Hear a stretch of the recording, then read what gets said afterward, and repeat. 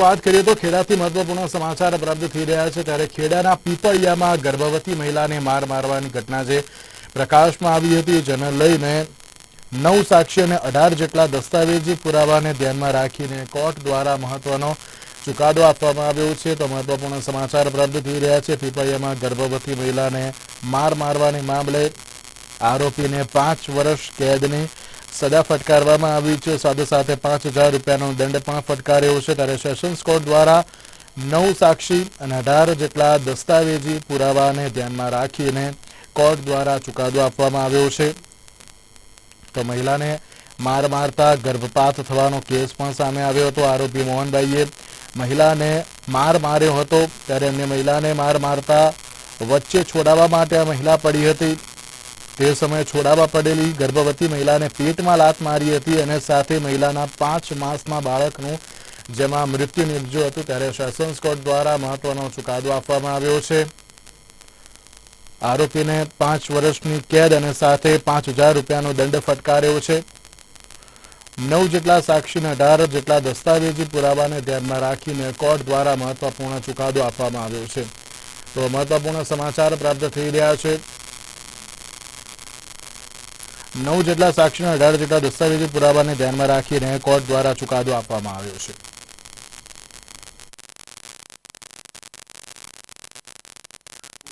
કેસની વિગત એવી હતી કે આરોપી મોહનભાઈ શનાભાઈ ભોઈ, વિજયભાઈ મોહનભાઈ ભોઈ, અશોકભાઈ ઉર્ફે ટોલો મોહનભાઈ સોય તમામ રહેશે પીપળિયા ટેકાવાળો ફર્યો તાલુકો ગળતેશ્વરના હોય તે તારીખ 3/4/2022 ના રોજ રાત્રિના 8 કલાકે ફરિયાદીના તેમના નણંદ એ બે ત્યાં ગરબાનો પ્રોગ્રામ હતો ત્યાં ગયા હતા અને ત્યાં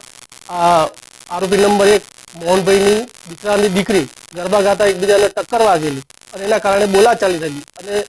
આ જે ફરિયાદી ચંદ્રિકાબેન છે એ 5.5 મહિનાના ગર્ભવતી તે જાણતા હોવા છતાં મોહનભાઈ સનાભાઈ ભોઈના હોય તેમના પેટના ભાગે લાત મારતા તેમનું બાળક મરણ ગયેલું અને તે અંગેની ફરિયાદ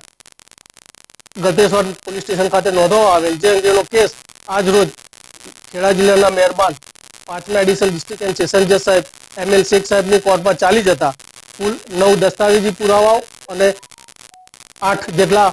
મૌખિક પુરાવાઓ ધ્યાને લઈ નામદાર કોર્ટે આજ રોજ મોહનભાઈ શનાભાઈ ભોઈનાઓને ઇતિહાસ કલમ 316ના ગુનાના કામે 5 વર્ષની સખત કેદની સજા તથા ₹5000નો દંડ તેમજ દંડ ન ભરે તો વધુ 6 માસની સાદી કેદનો સજાનો હુકમ કરે છે તેમજ આરોપી નંબર 2 વિજયભાઈ મોહનભાઈ ભોઈ અને અશોક ઉર્ફે ઢોલો મોહનભાઈ ભોઈનાઓને શંકાનો લાવ આપી છોડી મૂકી છે